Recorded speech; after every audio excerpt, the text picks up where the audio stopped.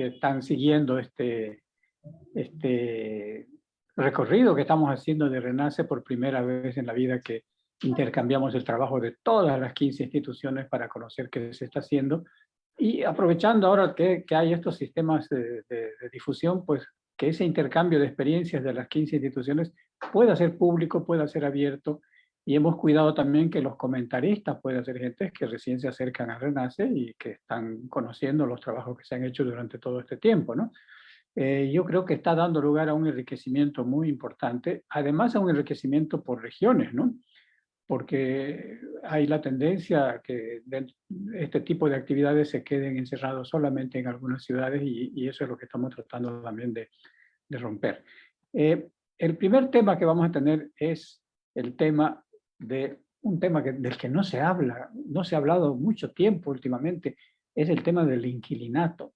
Yo no sé si desde el MNR no se han hecho no se han hecho leyes serias sobre el inquilinato, pero de todas maneras es un tema que ha quedado un poco de lado dentro de lo que es el debate público, y me parece que es muy importante porque es el que paga el pato y el que está en la regulación que hay entre oferta y demanda, ¿no?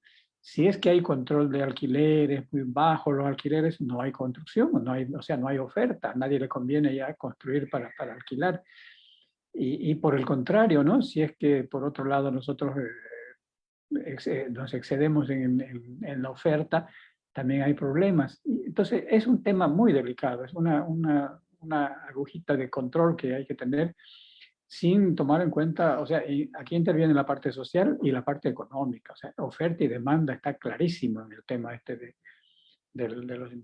lo digo esto sin conocer el trabajo de Catherine Guillamán. Bueno, Catherine Guillamán es un personaje, es una ficha, una persona que ya la conozco desde hace bastante tiempo, representativa de Cochabamba, del ambiente de la universidad académico, ¿no? De la Universidad de San Simón. Le encantan los números, todos sus trabajos siempre están muy basados en números y sus conclusiones muy rigurosas. O sea que es un gusto tenerla ahora en este trabajo. Ella es licenciada en arquitectura de la Universidad de San Simón, doctora en estudios urbanos y ambientales en México, que ha estudiado, ¿no? Actualmente es investigadora en el Centro de Estudios de Población de la UMS, o sea, es demógrafa también, como le gusta contar, pues también cuenta personas, ¿no? Tiene muchas publicaciones, investigaciones que ha realizado sobre el mercado inmobiliario, sobre el déficit habitacional, sobre la planificación participativa, sobre la vivienda. Ella ha tenido una participación muy activa también en Renace, me parece que ella ha tenido a su cargo Renace en algunos periodos. Bueno, ella nos va a tocar entonces el tema de la construcción de la nueva ley de inquilinato. No la veo, Catherine, a ver, para saludarla.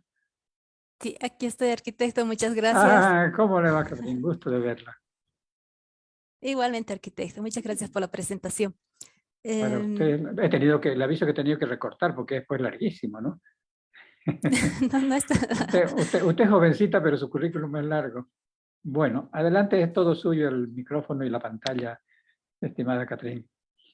Muchas gracias, arquitecto. Entonces, me permitiré compartir, por favor, la pantalla con ustedes.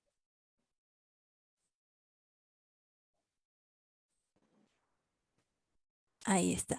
Bueno, en primer lugar, muy buenas noches a todos los presentes. Deseo agradecer a la Red Nacional de Asentamientos Humanos por la invitación y por brindarnos la oportunidad de poder exponer sobre esta necesidad de elaborar una nueva ley de inquilinato.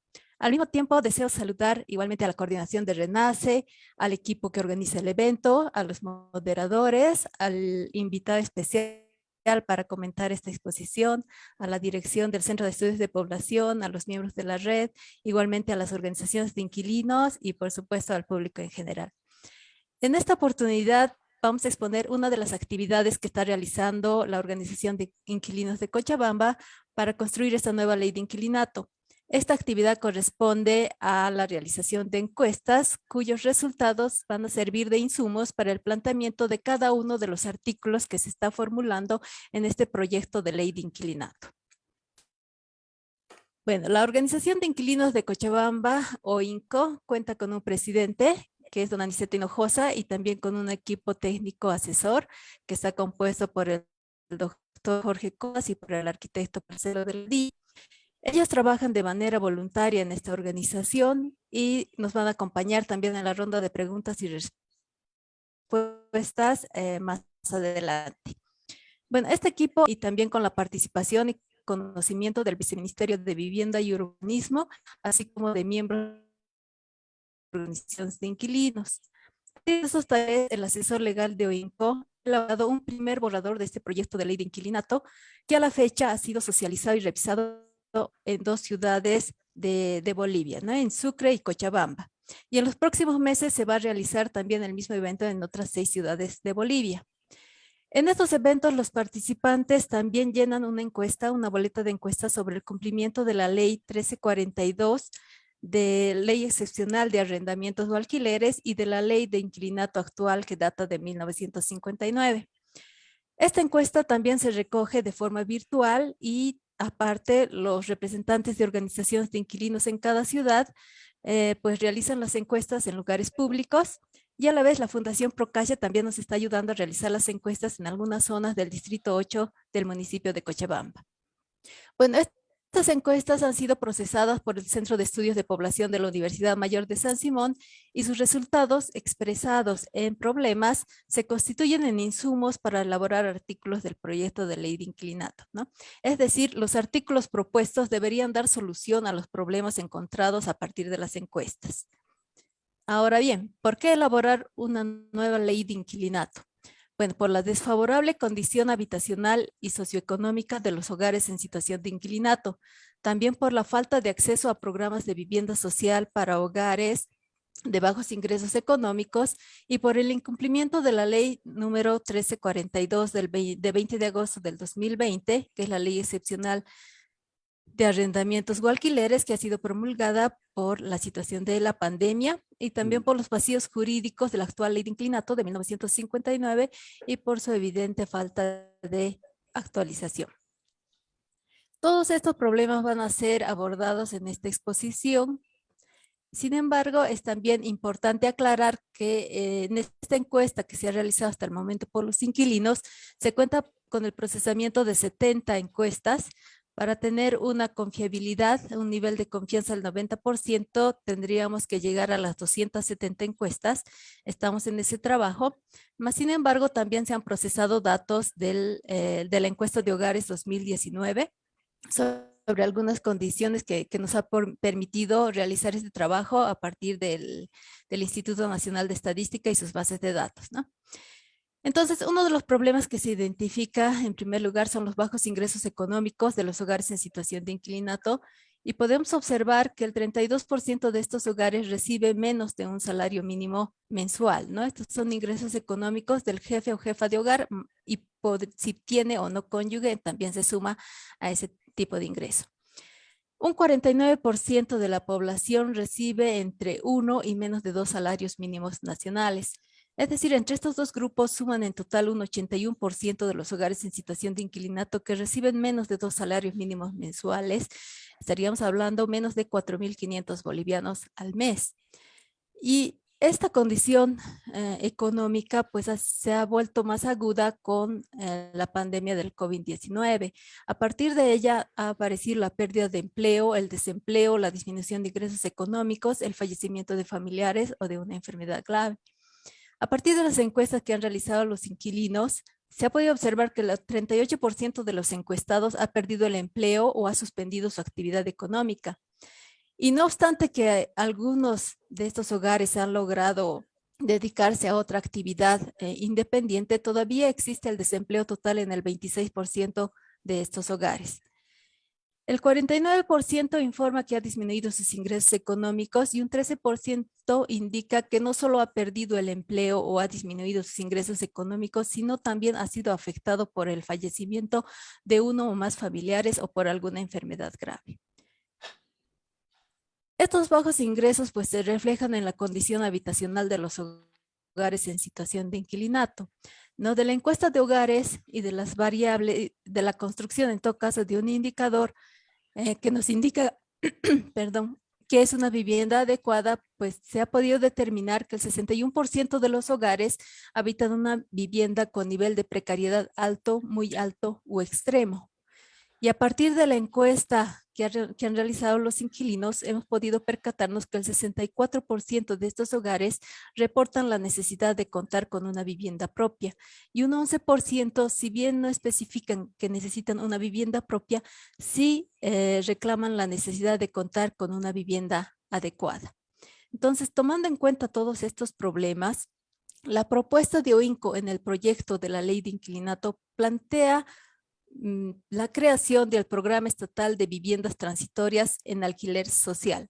Esto se incorpora en esta propuesta de ley en el capítulo 4 y tiene la finalidad que se estipula en el artículo 25 de precautelar el derecho de las personas en situación de vulnerabilidad, promoviendo e incentivando la oferta y el acceso de inmuebles destinados a viviendas en alquiler social bajo condiciones asequibles y seguras.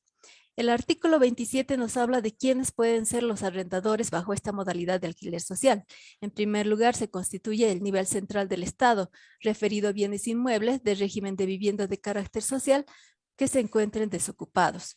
No sabemos que existen condominios donde un porcentaje considerable de departamentos aún no están siendo ocupados. ¿Quiénes más pueden ser arrendadores en la modalidad de alquiler social? Las personas naturales o jurídicas que de manera voluntaria y acogiéndose a las condiciones dispongan bajo esta modalidad bienes inmuebles destinados a vivienda. Es decir, que no se plantea que todos los propietarios puedan actuar bajo esta modalidad de alquiler social, sino que es de manera voluntaria, ¿no? Y eso es importante que quede claro. Y en su artículo 32, esta propuesta de ley también da incentivos para que los propietarios puedan ingresar dentro de esta modalidad de alquiler social, como por ejemplo el ingreso a programas sociales de mejoramiento, ampliación y renovación de la vivienda o la reducción de impuestos de la propiedad del inmueble por parte de los gobiernos municipales. El artículo 28 que plantea esta propuesta de proyecto de ley también nos habla sobre qué requisitos deberían cumplir los inquilinos o los arrendatarios, ¿no? Estos deberían contar con un grupo familiar, no deberían tener un bien inmueble en propiedad, ni el inquilino ni su pareja.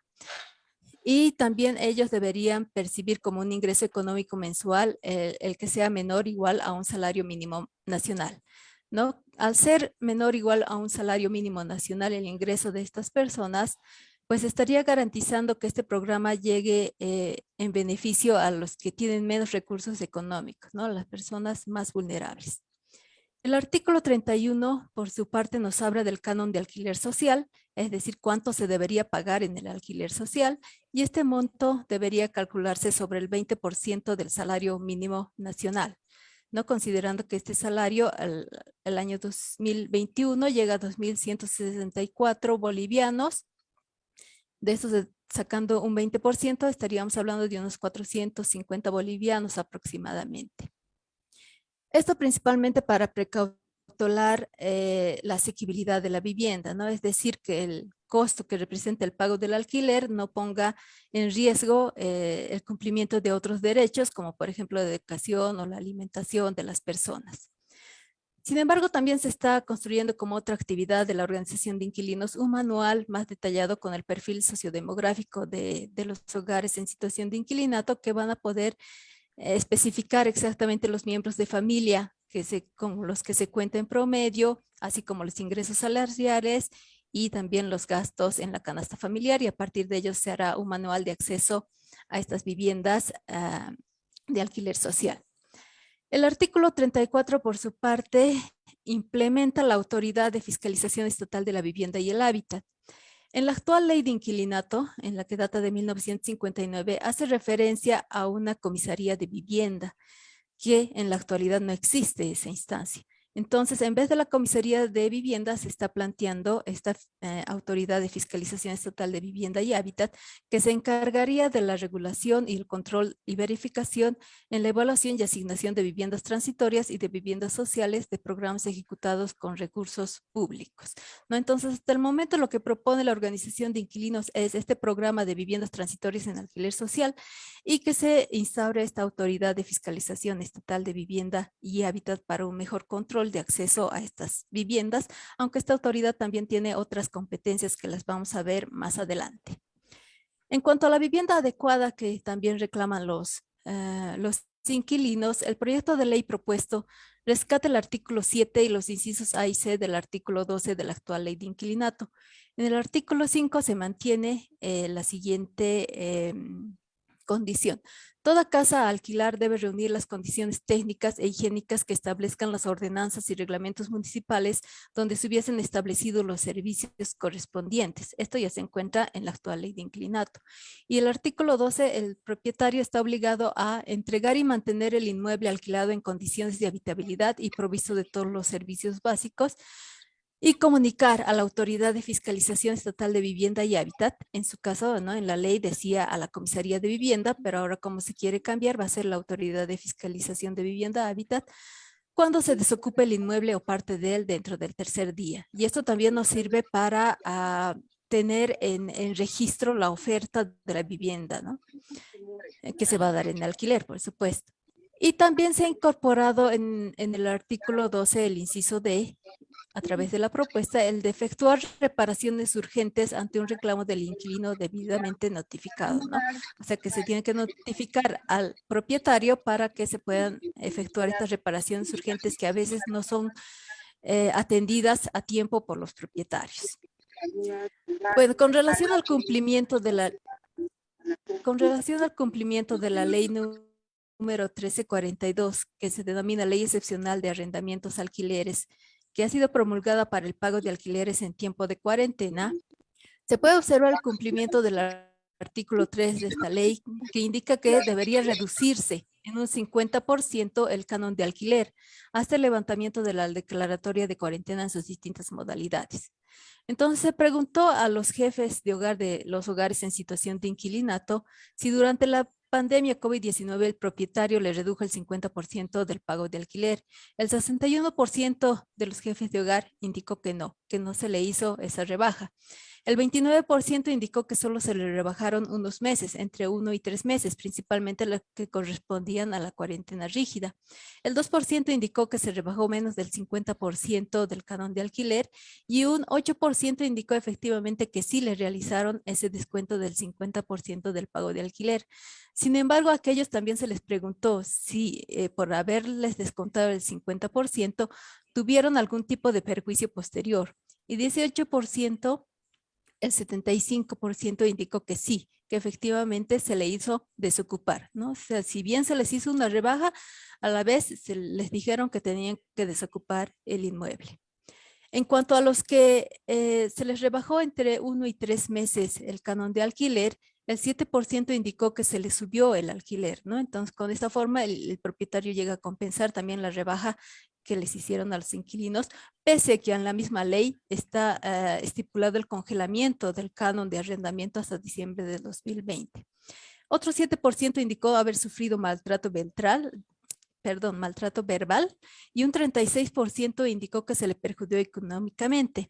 Es decir, que estas personas por pagar el alquiler tuvieron que recurrir a un préstamo, a un ahorro familiar o a recursos destinados a otros derechos, como por ejemplo la alimentación o la educación de los hijos.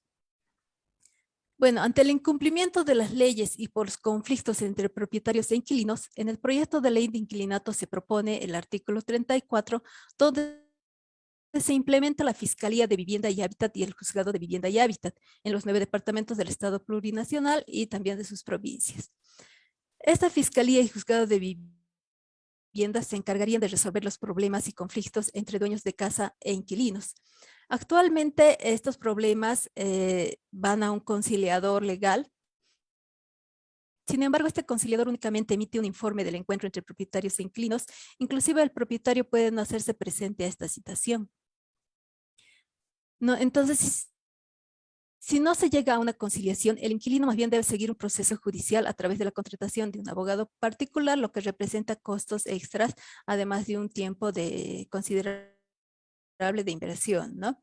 Y ellos dicen, si no podemos pagar ni la renta, pues difícilmente vamos a contratar un abogado para seguir un proceso judicial que obligue al propietario a cumplir la ley. Entonces, por esa situación se está proponiendo la Fiscalía de Vivienda y el Juzgado de Vivienda, que son entes más apropiados, ¿no?, que darían soluciones ágiles a estos conflictos entre dueños de casa e inquilinos. En cuanto al cumplimiento del artículo 7 de la ley número 1342 sobre la prohibición de desalojo bajo ninguna circunstancia, el 16% de los encuestados afirmó haber sufrido desalojo antes de la pandemia. Sin embargo, durante la pandemia, esta cifra sube a un 32%, es decir, casi la tercera parte de los encuestados fueron afectados por el desalojo, pese a esa prohibición que se estipulaba en el artículo 7 de la ley 1342. ¿Qué se propone para solucionar esto del desalojo? Pues el artículo 34, como ya se dijo, implementar la Fiscalía de Vivienda y Juzgado de Vivienda que solucionen estos conflictos entre propietario e inquilinos, pero además incorpora en la ley el artículo 9 referido a las conductas agravantes y se indica, son causales de desalojo las siguientes: falta de pago de 3 meses de alquileres vencidos, remodelación del inmueble que se justificará con el contrato de trabajo o los planos aprobados por autoridades municipales. Cuando el inquilino subalquile el inmueble o parte de él o tenga casa propia. Cuando se da el inmueble un uso distinto al que fuera alquilado. Cuando el inmueble ha sido adquirido o expropiado por causa de utilidad pública y cuando el propietario tenga la necesidad del terreno para efectuar una reconstrucción mayor. Si se dieran estas conductas, pues son causales de desalojo, según la propuesta de la Organización de Inquilinos. En cuanto a la ley de inquilinato de 1959, podemos ver el nivel de cumplimiento del artículo 5 de la ley de inquilinato y su falta de actualización. Este artículo 5 de la actual ley de inquilinato indica: el contrato podrá celebrarse por escrito y verbalmente, sirviendo de prueba en este último caso el recibo de pago de alquileres. Sin embargo, desde el año 1995, de acuerdo a la ley 843, se constituyen sujetos pasivos del impuesto sobre el valor añadido IVA quienes alquilen bienes inmuebles, debiendo emitir la correspondiente factura o nota fiscal, ¿no? Entonces, ahora no solo debe darse un recibo de pago de alquileres, sino también el propietario debe emitir una factura o nota fiscal. En este sentido, se le preguntó al jefe de hogar de los hogares en situación de inquilinato si el propietario o arrendador emite una factura o recibo. El 67% indicó que no da ni factura ni recibo y el 33% que sí recibe un recibo. Y también el 47% de estos hogares nos dice que no tiene un contrato de alquiler. Bueno, un contrato de alquiler por escrito es necesario porque en él se establecen todos los acuerdos necesarios para proteger a cada una de las partes. Por ejemplo, para el pago de expensas, para el daño de inmuebles que se pudieran producir o por el derecho de privacidad que tiene el inquilino.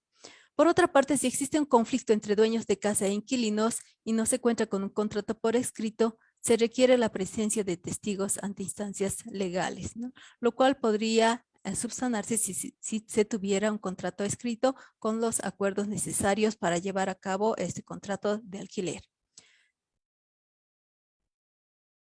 Entonces, el proyecto de ley de inquilinato propone en un artículo 4 que el contrato podrá celebrarse únicamente por escrito para tratar de evitar estos inconvenientes. Y además indica en su inciso A que el contrato de alquiler únicamente fenece por entrega voluntaria del inmueble o por cualquier otra de las causales de desalojo o de desahucio previstas en nuestras leyes. El artículo 7, por su parte, indica que los contratos deben ser registrados en un sistema biométrico por la Autoridad de Fiscalización Estatal de Vivienda y Hábitat. Esto sirve también para controlar que estos contratos no tengan cláusulas ilegales que contravengan a la ley, ¿no? Y el artículo 12, por supuesto, indica que el propietario está obligado a otorgar mensualmente la factura de alquiler. Adicionalmente, existe el artículo 36 que indica que el Estado generará la coparticipación tributaria de un porcentaje del impuesto de facturación por concepto de alquileres para programas de vivienda de carácter social, ¿no? Entonces, estas facturas que sean emitidas por los propietarios, pues los impuestos deberían ser más bien dados a los programas de vivienda y de carácter social, y eso es lo que se propone en el artículo 36 de esta nueva ley de inquilinato. Otros problemas que enfrentan los hogares en situación de inquilinato son los cobros extraordinarios, es decir, los que no están vinculados a servicios normales o los permanentes, ¿no? Como los servicios básicos. Otro problema es el cobro de garantías o adelanto de mensualidad que piden los propietarios a los inquilinos. También está el cobro para intermediarios o inmobiliarias que son contratados por los propietarios, pero que el pago corre a cuenta del inquilino. Y más debería ser lo contrario, ¿no? Si el propietario es el quien está contratando los servicios, el propietario debería pagar esos servicios, ¿no? Y no así el inquilino. Y un 32% también de los hogares nos indica que se niegue el alquiler a personas con familia extensa o con matrimonios con hijos. La propuesta del proyecto de ley de inquilinato rescata para estos problemas el artículo 10 de la actual ley de inquilinato en su artículo 13 e indica que queda prohibido para el propietario privar, reducir o limitar a los inquilinos los servicios de agua potable, luz eléctrica o higiénicos, el uso de patios, el libre tránsito y todo aquello que se refiere a usos comunes. También negar el alquiler de casas y o departamentos a personas con familia y matrimonios con hijos y realizar contratos de alquiler por intermedio de comisionistas que se beneficien con diferencias que obtengan el canon de alquiler. No, esto ya se encontraba en el artículo 10 de la actual ley de inquilinato. Adicionalmente añade el inciso D, que es fijar cánones de alquiler en moneda, que está prohibido, ¿no? Fijar cánones de alquiler en moneda extranjera, por eso de que existe un cambio, ¿no? A veces sube, a veces baja, entonces puede ser perjudicial tanto para el inquilino como para el propietario. También incorpora el inciso E, que es de exigir y percibir alquileres adelantados y garantías, ya que los inquilinos dicen, si de por sí el alquiler es alto, además nos piden adelantos y garantías. Al final tenemos que triplicar el primer mes el canon de alquiler para conseguir una vivienda, lo cual es demasiado. El inciso F está a la prohibición de cobrar expensas comunes extraordinarias. En tanto que el artículo 8 indica una sanción, ¿no? Y dice, al incumplimiento de la presente ley de partes, tanto de propietario como inquilino, se sancionará con una multa de 1.000 a 2.000 UFBs evaluados en bolivianos. El artículo 13 ya nos hablaba de esta sanción, pero solo se refería al inciso B, es decir, que se iba a dar una sanción de una multa de 100.000 a 500.000 bolivianos a aquellos quienes negaren el alquiler a personas con familias o matrimonios con hijos, ¿no? En la nueva de inquilinato, entonces la sanción ya se amplía para el incumplimiento de toda la ley y además no pone la multa en bolivianos, sino más bien las acomoda a las UFBs. Otros problemas que enfrentan los inquilinos son la prohibición de ingreso a bienes alquilados, la retención de objetos de equipos domésticos o la desaparición de estos, amenazas verbales, amenazas con violencia física, pérdida de garantías de alquiler y amenazas y petición de desalojo, ¿no? Durante la pandemia, por ejemplo, se ha casi duplicado las amenazas de desalojo a un 61% de los hogares en situación de inquilinato. Entonces, todos estos problemas deberían ser resueltos por la Fiscalía de Vivienda y el Juzgado de Vivienda, que son los que propone la organización de inquilinos en el proyecto de ley de inquilinato. Otro problema también que enfrentan los hogares en situación de inquilinato son los altos precios de alquiler. Un 40% de los hogares especificado como un problema urgente o como un problema que ha tenido al tratar de alquilar un bien inmueble, que los precios son demasiado altos. Para ese proyecto de ley de inquilinato rescata el artículo 11 de la ley de inquilinato, de la actual ley de inquilinato, e indica que ningún propietario dejará de alquilar sus habitaciones y departamentos desocupados.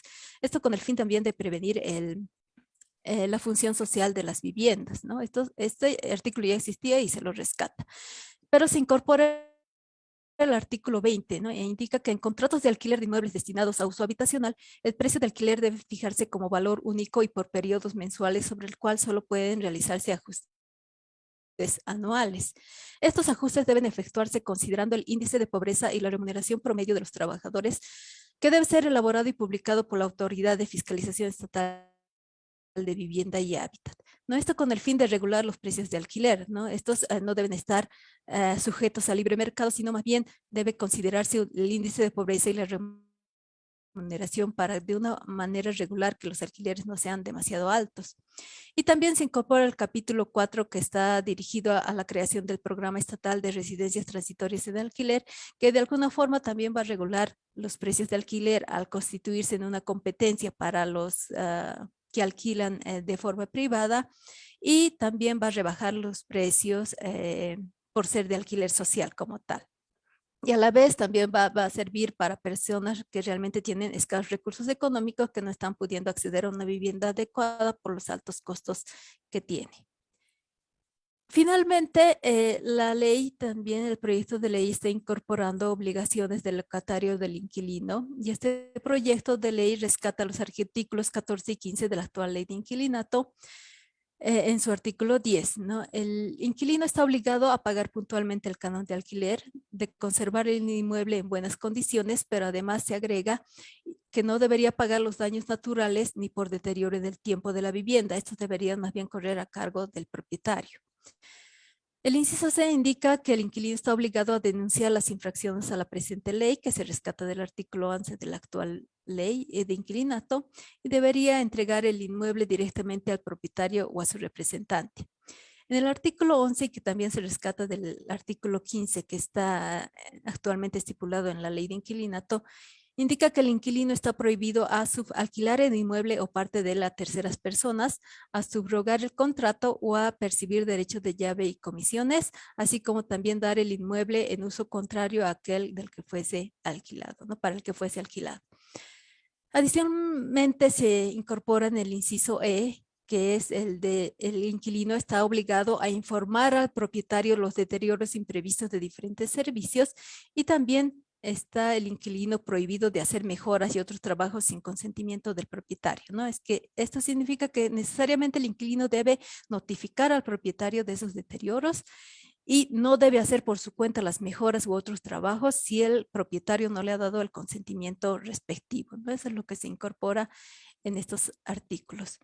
Y bueno, es hasta ahí donde se ha podido avanzar con esta actividad que han emprendido la organización de inquilinos para tratar de justificar cada uno de los artículos que se están planteando en la nueva ley de inquilinato y que de alguna forma también están ofreciendo solución a los problemas que se identifican por los mismos inquilinos, ¿no? Entonces, hasta ahí yo realizaría mi presentación. Muchas gracias por la atención dispensada.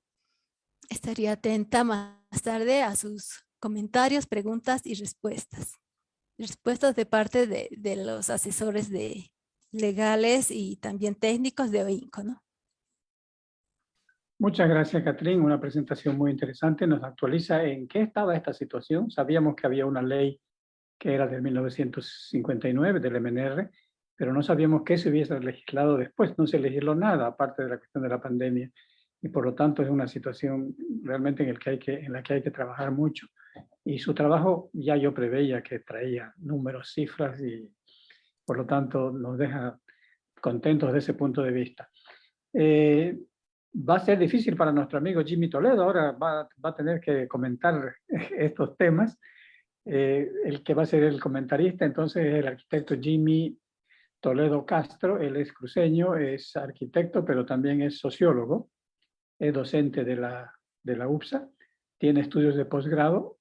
Antes de seguir con esto, Catrín, de nuevo le hago llegar nuestro agradecimiento. Su trabajo ha sido excelente, nos ha dejado así como si fuera una película de suspenso, ¿no? Muy bien presentado y le agradecemos muchísimo, ¿eh? Y quédese con nosotros porque van a haber muchos comentarios. Gracias. Sí, por supuesto, Decíamos, la agradecida soy yo. listo, Catrín. Decíamos entonces que a Jimmy Toledo le toca la dura tarea de comentar este trabajo. Jimmy es, decíamos, sociólogo, arquitecto, tiene estudios de posgrado de evaluación ambiental, ha estudiado en el Instituto de Estudios Superiores de Medio Ambiente de Madrid, ha hecho una maestría de arquitectura en la UPSA, la Universidad Privada Cruceña, tiene estudios de posgrado en planificación urbana, arquitectura sostenible, desarrollo urbano sostenible, en fin, y temas de vivienda, ¿no? Ha sido consultor de planificación y de obras públicas en el Honorable Consejo Municipal y en la Alcaldía Municipal y también para la Gobernación. Ha sido secretario municipal de planificación en La Guardia. Es bonito, es interesante ocupar cargo en los municipios pequeños porque ahí uno puede percibir una cantidad increíble de temas interesantes. Ha sido consultor especialista en temas urbanos para instituciones como SEDURE, para IDEA, para el PIEB y algunos otros más. Y está trabajando, creo que todavía sigue, ¿no?, en la evaluación social para el programa de ciudades resilientes del Banco Mundial, que está financiando algunos proyectos en Santa Cruz. Este es Jimmy Toledo y bueno, a él le entregamos ahora la tarea de, de ayudarnos a desbrozar todo esto que nos ha planteado Catherine, que es tan importante, y cuáles pueden ser los elementos fuertes que hay que tomar en cuenta y cuáles son eventualmente tareas que nos quedan o aspectos que no han sido considerados. Desde ya yo me animo a decir que como es un trabajo hecho solamente con los inquilinos, habría que escuchar qué opinan los que alquilan, es decir, qué opinan quienes dan quienes presentan la demanda y no la oferta, ¿no? Porque si no hay equilibrio entre oferta y demanda, comienzan a aparecer los problemas. Esa es nada más una provocación así para que Jimmy Toledo, vamos a ver si percibe lo mismo, pero le dejamos la palabra. Tiene 15 minutos para hacer su comentario. Suficiente, ¿no, Jimmy? Sí, gracias, arquitecto. La Okay. verdad que es un trabajo muy interesante y muy sólido y respaldado que nos presenta aquí Catherine, con datos muy actuales e interesantes sobre una deuda histórica, ¿no?, que tiene nuestro país, y es el déficit de vivienda, ¿no?, que muchas veces nos lo planteábamos de manera cuantitativa, pero en su trabajo también nos plantean, ¿no?, el aporte cualitativo de las viviendas en alquiler, que en muchos casos no reúnen siquiera las condiciones mínimas, ¿no?, para tener una vivienda digna y cumplir con los parámetros internacionales, ¿no?, de no hacinamiento y de calidad ambiental y todos estos elementos que ahora cada vez nos preocupan más, ¿no? Y toda esta problemática que, como decía el arquitecto Prado, muchas veces no la habíamos comentado hace mucho tiempo porque no habíamos planteado también la necesidad, ¿no?, de actualizar una ley que ya está 60 años, parece, sin haberse vuelto a discutir, digamos, en las esferas técnicas y legislativas. Esto se ve abondado por lo que acabamos de vivir, nuestra cuarentena, ¿no?, donde tuvimos que volver a nuestra casa y convertir ese espacio, que en algunos casos pudo ser antes solo un espacio de dormitorio, en el espacio de trabajo, en el espacio de encuentro familiar, en el espacio hasta de socialización que nos permitía, ¿no?, por no poder salir de nuestra casa, ¿no? Entonces vuelve a ser muy importante entrar en este aspecto cualitativo de la vivienda, sobre todo en la vivienda social en nuestro país, ¿no?, porque es como decía, una deuda histórica a la que nos enfrentamos y que tenemos que empezar a buscar soluciones, ¿no? Eh, Me parece muy interesante en muchos aspectos esta serie de apoyos que se plantean para darle una seguridad a los inquilinos, que me imagino que por la experiencia y todos los datos recopilados por la investigadora nos plantea, ¿no?, una serie de problemas y abusos que pueden haberse suscitado, ¿no?, por esta falta de legislación y sobre todo de un control más cercano a esta actividad. Pero también, como planteaba el arquitecto, creo que hace falta esa segunda cara de la moneda, ¿no?, para plantear, porque también se escuchan, ¿no?, los abusos de inquilinos sobre propiedades inmuebles que son dadas, ¿no?, en alquiler. Entonces este espíritu de esta ley tendría que buscar protegerlos a todos, ¿no?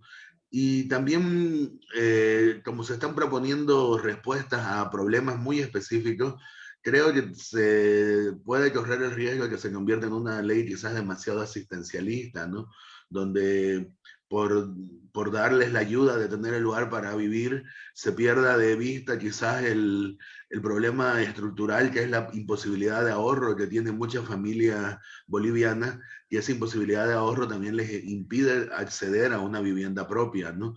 Porque al final, en todo momento se habla de que estas viviendas con estas características legislativas que nos plantea este proyecto de ley serían viviendas transitorias, ¿no? Pero ahí está que al ser transitorio deberías tener un plazo estipulado de recibir esta ayuda para que no se conviertan quizás después en una ayuda permanente, digamos, y tengamos problemas que han tenido quizás otros países, ¿no?, que han implementado, ¿no?, la renta controlada y todo eso, que después ya no llega a las personas o a las familias que se quería ayudar, sino que es mal utilizado y al final la familia nunca quiere renunciar a ese beneficio, ¿no? Entonces, se tendría también que hacer un poco, ¿no?, de esa legislación comparada para estos ejemplos de este tipo de subsidios que se han dado, ¿no?, en alquileres en Europa o en otros países que ya lo hayan implementado anteriormente, para aprender de esos errores y evitar, ¿no?, que después nos anclemos con personas a las que eternamente, o familias a las que eternamente se les subsidie la vivienda, ¿no?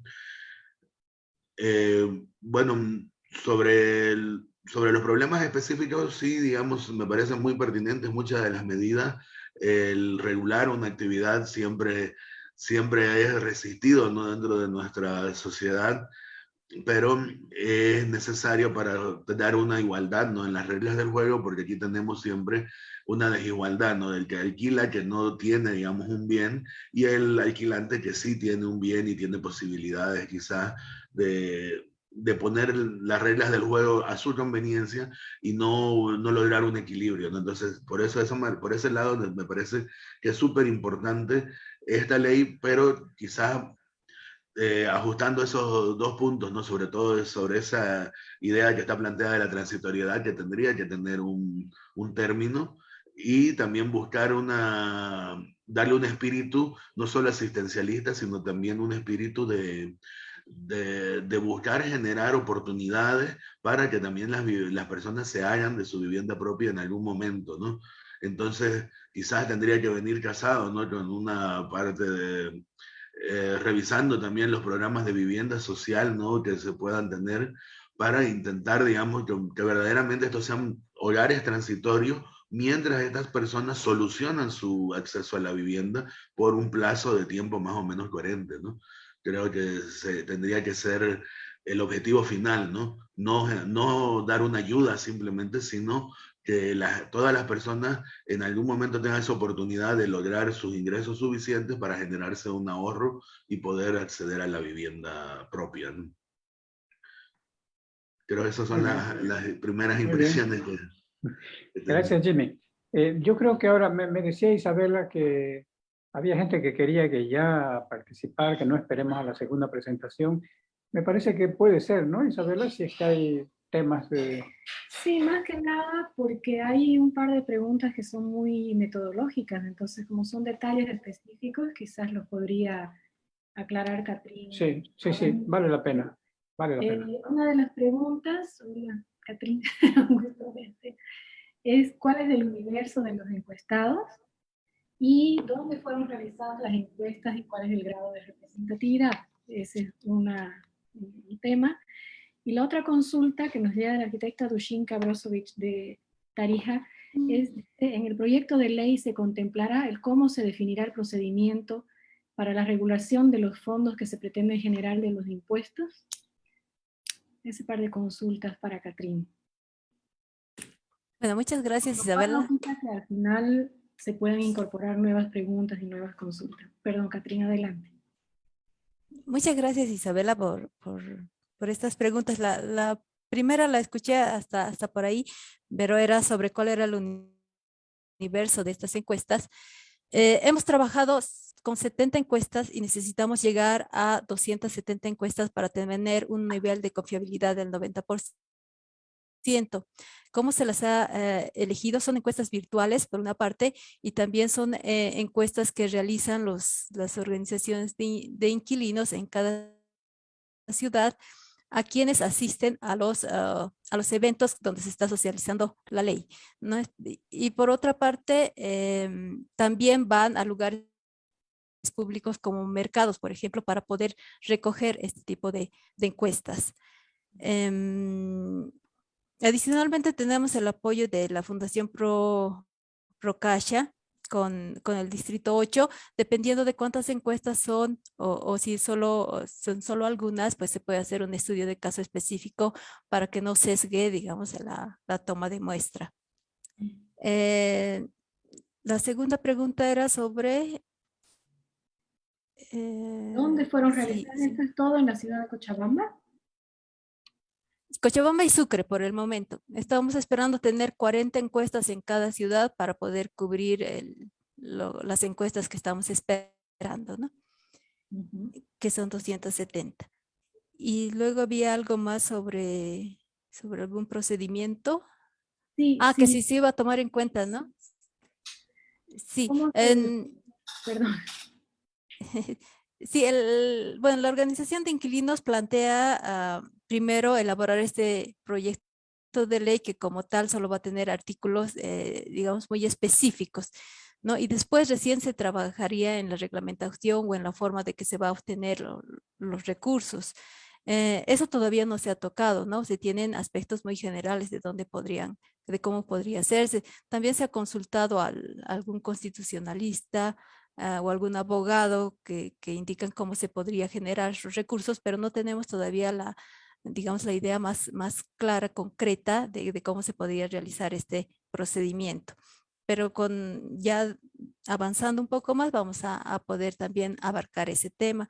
Y tal vez algo chiquitito a lo que comentaba el arquitecto Toledo sobre, sobre las viviendas transitorias, en realidad sí contempla este proyecto de ley que en realidad sean viviendas transitorias, ¿no? Que no debería pasar de un plazo determinado.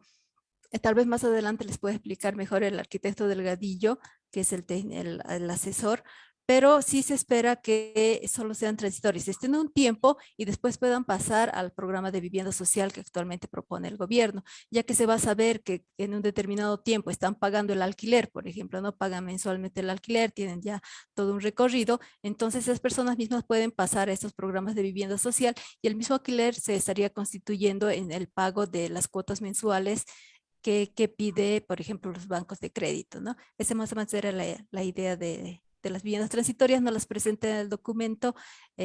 Bueno, faltan muchos artículos que los presente, pero ahí estamos trabajando en aquello. Eso sería. Gracias. Perfecto, gracias, Catrín. Entonces seguimos adelante con las exposiciones. Sí, la palabra. Tu micrófono. Me olvido siempre. Lo cierro para que no escuchen bulla y me olvido de encenderlo. Bueno, otra vez Cochabamba. Ustedes saben que Cochabamba es un entorno a la Universidad San Simón. Realmente se ha generado en los últimos 20, 30 años un movimiento muy importante de estudios urbanos, ¿no? Tenemos a la arquitecta Sonia Jiménez. Ella ha estudiado en la Universidad San Simón, trabaja en la Universidad San Simón desde el 87 en el Instituto de Investigaciones y Ciencias del Hábitat de la Facultad de Arquitectura, ¿no? Se ha graduado como arquitecta en la Universidad de San Simón. Es docente en el área de Ciencias Sociales y de Investigación. Tiene un posgrado en Arquitectura y Desarrollo que ha sacado en Lund, en Suecia. Se ha ido hasta allá. Los chabambinos siempre viajan mucho. Se ha ido hasta Suecia. Tiene una maestría en Gestión del Patrimonio y Desarrollo Territorial. Ha sido coordinadora del programa de capacitación para el mejoramiento prohabitacional que desarrolló Promesa, conocen también esa institución, cochabambina también, y desde el 99 hasta el 2009 ha trabajado bastante tiempo en ese proyecto. Y bueno, desarrolla actividades de docencia e investigación en ese productor de pensamiento que es la Universidad Mayor de San Simón. Ella nos va a desarrollar el siguiente tema, que es muy interesante porque uno puede decir, bueno, ¿dónde está eso? Es una cosa muy pequeña. Pero lo interesante es que es un modelo de qué está pasando en nuestro país en el tema de los barrios que nacen dentro de un proceso de exclusión y que después, sin embargo, logran de alguna manera incorporarse y que parece que esa es la idea de lo que vamos a escuchar ahora, ¿no? Se llama Miradas a la exclusión inicial e integración progresiva del barrio minero Laguna Lalay en Cochabamba. O sea, es un proceso, parece, de integración de un barrio nacido excluido y que de alguna manera, a través de quienes, eso nos lo dirá la arquitecta, se ha dado un proceso o por lo menos se ha iniciado un proceso de inclusión. Arquitecta, mucho gusto de tenerla entre nosotros y muy interesados en escuchar. Lamentablemente usted va a tener media horita nomás porque eso es lo que nos han dado los organizadores. A veces hay personas que en una media hora no pueden decir todo lo que querían decir, pero no nos queda más remedio. Muchas gracias por la presencia, arquitecta, y la escuchamos. Bien, muchas gracias. Entonces, quiero expresar inicialmente mis agradecimientos a los organizadores de este evento y al mismo tiempo agradecer a los participantes quienes tienen pues la gentileza de obsequiarnos su tiempo. Voy a hacer la presentación.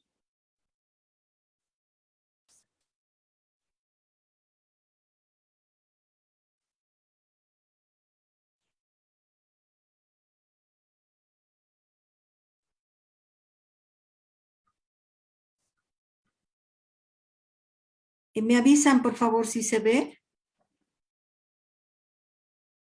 ¿Se puede ver? Se ve conclusiones, dice. Es la lámina de conclusiones.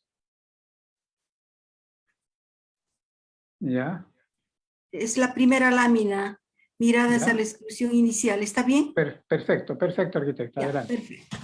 Bien, entonces este trabajo fue realizado al interior del Instituto de Investigaciones de la Facultad de Arquitectura y Ciencias del Hábitat de la Universidad Mayor de San Simón.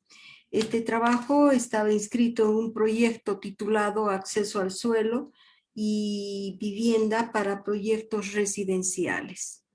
Entonces, debo empezar manifestando que las ciudades con sus barrios, con sus comunidades, urbanizaciones, condominios y asentamientos son libros abiertos y a través de sus diferentes páginas socioespaciales nos permiten vislumbrar numerosas historias, entre ellas historias de luchas que expresan el descontento de numerosos sectores por prácticas excluyentes y desiguales.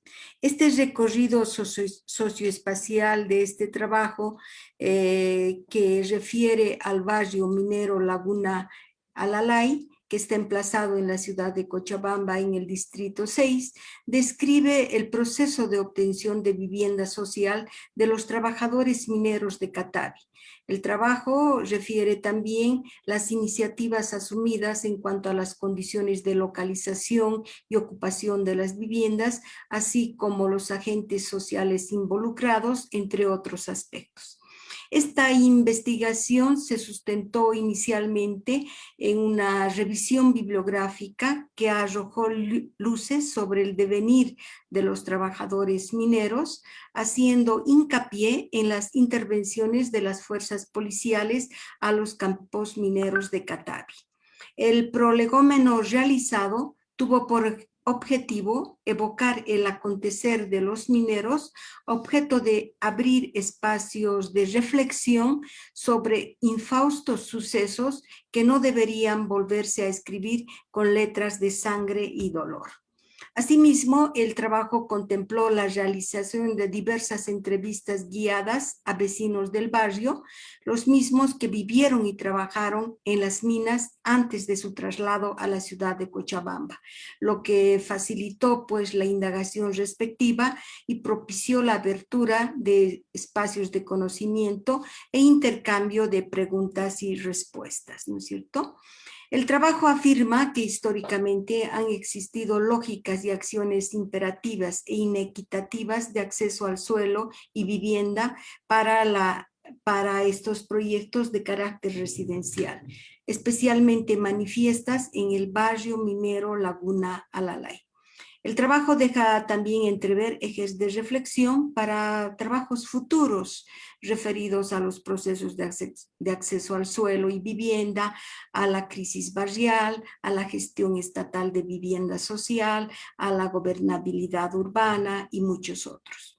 Se afirma con certitud que ineluctablemente corresponde crear barrios con nuevos servicios, con equipamientos, es decir, crear ciudades nuevas y por ende crear nuevas vidas para quienes habitan las ciudades. Existen algunas circunstancias precedentes y estas circunstancias precedentes está ligada propiamente a la historia de los mineros, una historia que está matizada de cruentos acontecimientos que refieren distintas masacres.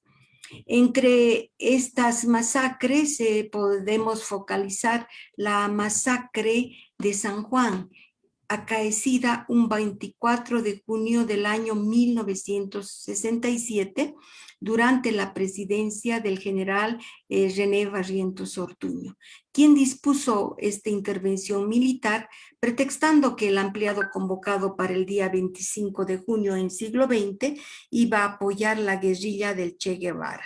Esta masacre tuvo como correlato 27 muertos y 72 heridos, ¿no? La mayoría de los fallecidos eran moradores del campamento La Salvadora. A propósito de esta masacre, Eduardo Galeano escribió pues que lo siguiente: antes del amanecer, al final de la fiesta de San Juan, un huracán de balas arrasa el pueblo de Yayagua. Hay que cavar muchos pozos. Cuerpos de todos los tamaños yacen en hilera, tendidos, esperando. Domitila grita contra los asesinos desde lo alto del muro de un cementerio. Ella vive en 2 piezas, sin letrina ni agua, con su marido minero y 7 hijos. El 8º quiere salir de la barriga. Entonces, este acontecimiento no solamente tuvo repercusión nacional, sino también tuvo pues repercusión internacional. Hay que referir también que doña Domitila Barrios de Chungara sufrió junto a otros pobladores de Yayagua este ataque militar consumado la noche de San Juan de 1967 contra la clase minera. Sabemos también que más tarde en la ciudad de La Paz, el año 1977, durante el gobierno de Banzer Suárez, doña Domitila inició junto con otras mujeres mineras una huelga de hambre que culminó con el dictamen de un decreto que establecía por ese entonces libertad para los exiliados políticos, que sumaban miles, y la promesa futura de elecciones. Doña Domitila Chungara vivió sus últimos días en una vivienda del barrio minero de Laguna Alalay y falleció, como sabemos, en marzo del 2012. De esta manera, las diversas masacres que refiere el trabajo en su parte inicial hablan con certitud de que la historia de la minería boliviana está cargada de pasajes sangrientos que soportaron estoicamente los mineros en ese entonces con coraje impredecible.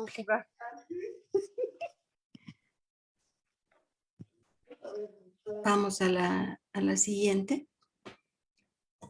Esta masacre, la masacre de San Juan, contribuyó a la migración de mineros a los valles, ¿no es cierto?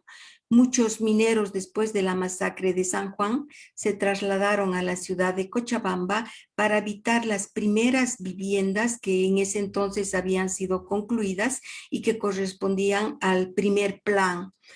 Y una vez que se hace mención a estas migraciones de mineros, se refiere también una otra migración que es importante y que tiene que ver con el Decreto Supremo 21060 promulgado por el presidente Víctor Paz Estenssoro.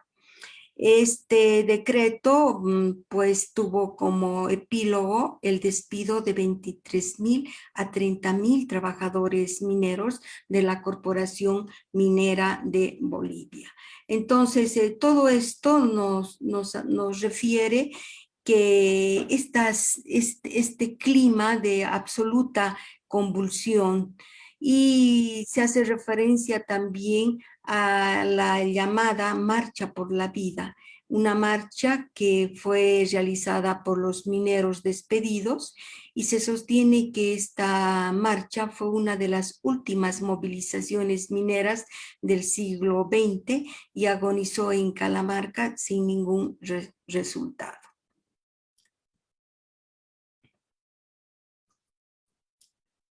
El barrio minero Laguna Alalay, entonces,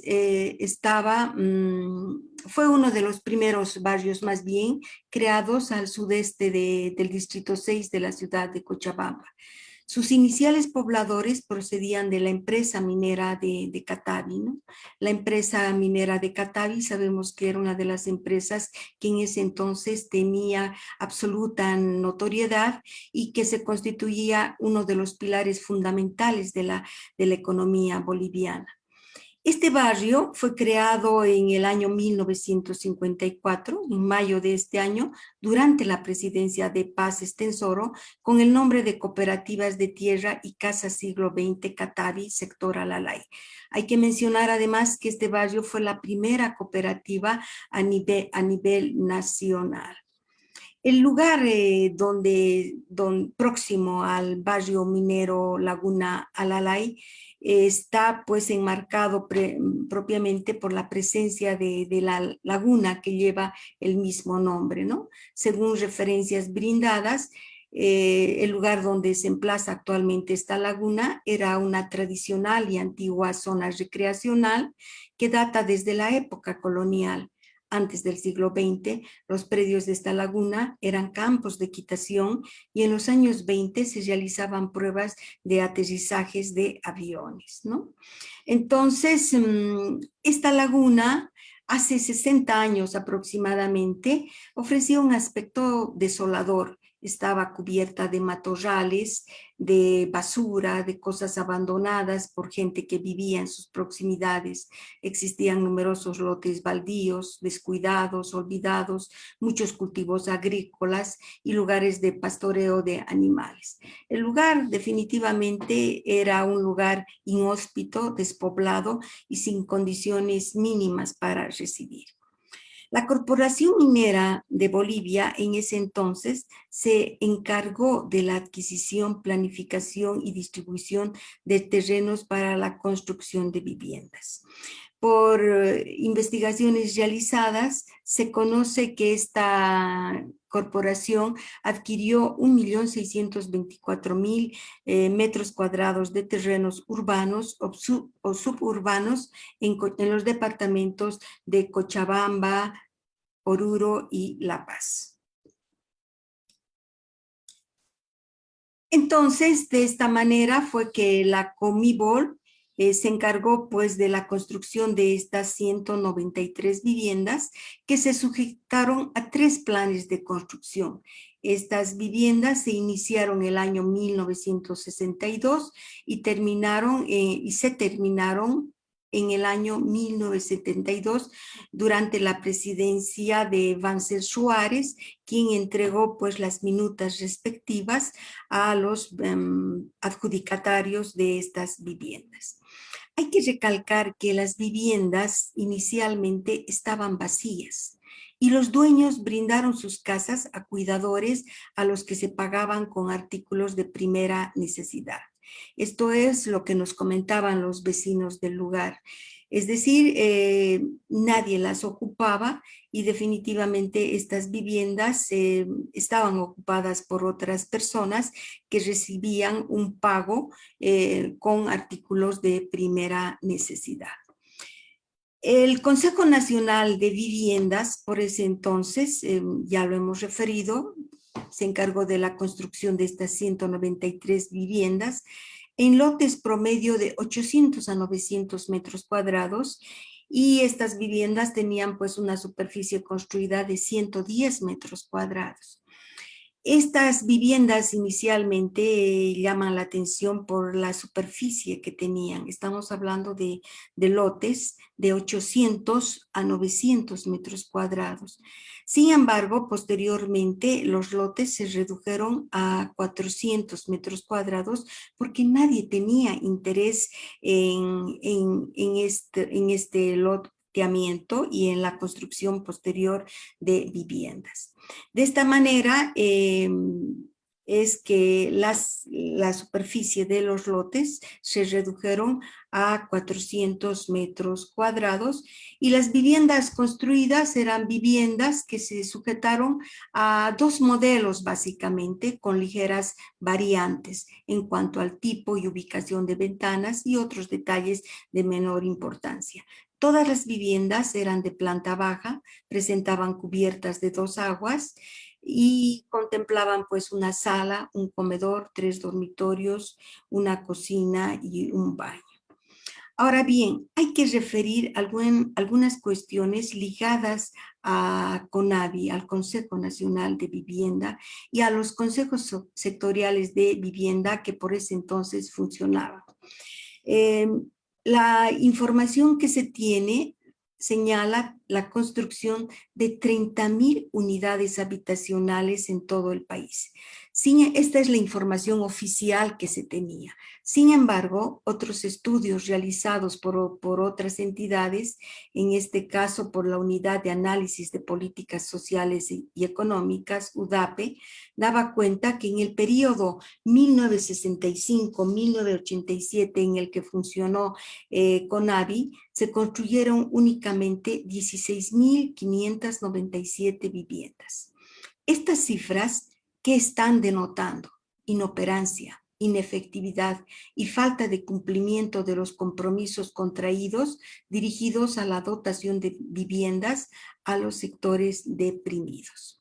Es más, en todo el periodo de existencia de CONAVI y de los consejos sectoriales 1965-1987, se beneficiaron a 33.089 familias que representaban por ese entonces el 6.23% de los 530.000 afiliados a estas instituciones. Entonces, esto nos hace entrever mecanismos, la existencia más bien de mecanismos inadecuados e inefectivos de control popular y la no participación activa de los usuarios en todas las instancias de ejecución de los planes y programas. Estos planes y programas se distorsionaron y sus principios iniciales también sufrieron variaciones, ¿no? Esto en cuanto se refiere a las asignaciones de viviendas.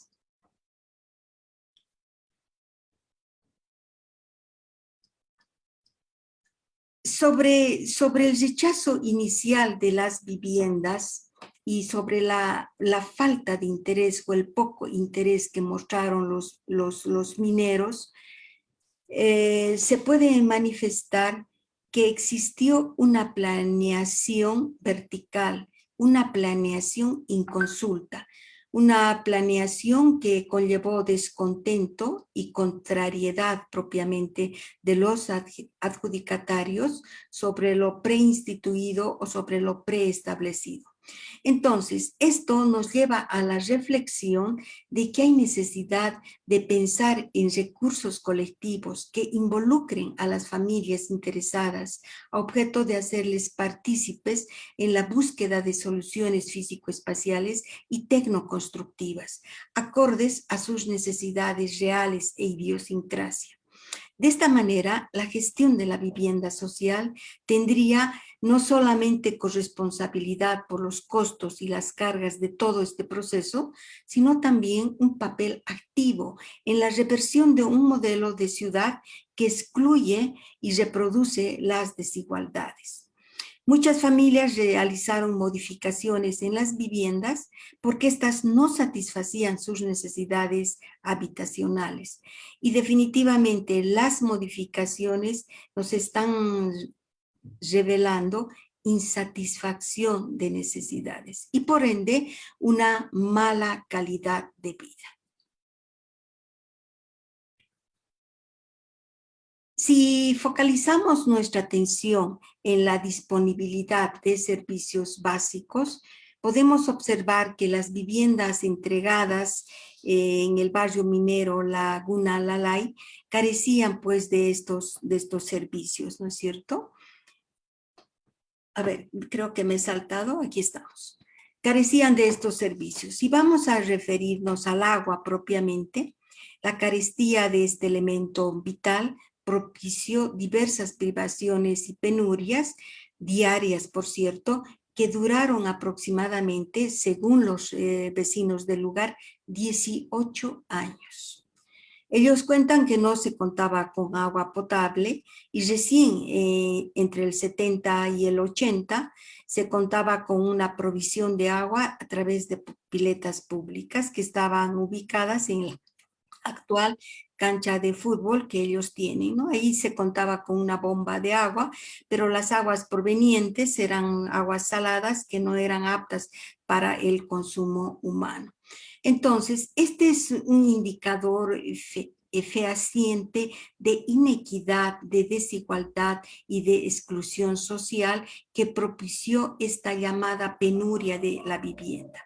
Y lo que hoy entendemos por penuria de la vivienda es precisamente la falta de confort y la falta de salubridad residencial y por ende la falta de equipamientos colectivos.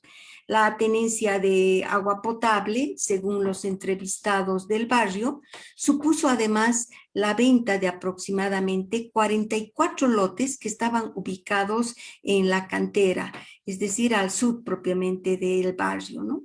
Estas ventas fueron decididas en una asamblea y estaban dirigidas prioritariamente a los hijos de los mineros, a objeto de contar con el dinero requerido para financiar la instalación de la red de agua potable.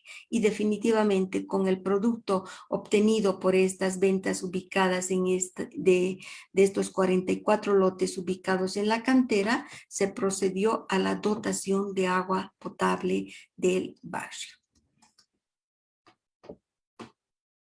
Entonces, podemos decir que las gestiones para la dotación de servicios básicos fueron realizadas por la dirigencia de la organización territorial de base, con el apoyo solidario de los vecinos del lugar. El proceso de obtención de agua potable, el proceso de obtención del sistema de alcantarillado, estuvo cargado de numerosas vicisitudes que afectaron no solamente la salud física, sino también la salud emocional de los primeros habitantes del barrio minero de Laguna Alalay. La situación de escasez, carestía de agua, inexistencia de alcantarillado, etcétera, deja entrever una vez más indicadores reales de inequidad y exclusión y la persistencia de un tratamiento municipal regresivo e inapropiado dirigido particularmente a los sectores menos favorecidos. Entonces, más adelante, estamos ya en el año 1962, se realizó la instalación de luz domiciliaria, un servicio muy deficiente por ese entonces. Y 18 años después, en el año 1990, se realizó la instalación de luz incandescente en áreas públicas. Entonces, ¿qué estamos observando? Un proceso de dotación de servicios básicos muy lento y que obviamente tuvo secuelas importantes en la vida de estas personas, ¿no es cierto? No vamos a referir todas las peripecias que pasaron los vecinos del lugar para contar con equipamiento urbano. Todo esto también se tuvo que ver con la iniciativa propia de los moradores y particularmente con el trabajo que realizaron sus dirigentes de la organización territorial de base. Entonces es así, por ejemplo, que en el año 1968 se creó la primera escuela. Esta primera escuela recibió el nombre de Los Pinos y según nos narran los vecinos del lugar, las primeras aulas de esta escuela, que no pasaban de 10, estaban hechas de adobe, no tenían recubrimiento de pisos, tampoco contaban con puertas y ventanas, solo algunas aulas contaban con plafones y los pupitres no era más que una pila de adobes con una tabla superior para escribir y otra pila de adobes que servía como asiento para los estudiantes, ¿no? Toda esta narrativa de los vecinos del lugar, de los originarios del lugar, realmente llama la atención y habla de la ineficiencia edilicia, ¿no es cierto? Y hay que tener en cuenta que los vecinos del barrio minero Laguna Alalay asignaron un área de 7,000 metros cuadrados para la edificación de estas instalaciones educativas. 7,000 metros cuadrados que ellos respetaron a rajatabla, por cuanto los vecinos del lugar, oriundos de las minas, consideraban que la educación era una cuestión trascendental, importante, incuestionable y que estas áreas no se deberían negociar. Es más, actualmente este barrio tiene 9 colegios que funcionan en turnos de la mañana, de la tarde y de la noche. Entonces, la dotación del equipamiento urbano, reitero, fue también o contempló numerosos contratiempos y ahí se observaba la ineficiencia de las autoridades edilicias de ese entonces. Al presente, este barrio se ha transformado en una ciudadela de aproximadamente 6.000 habitantes y tiene una fisonomía diferente.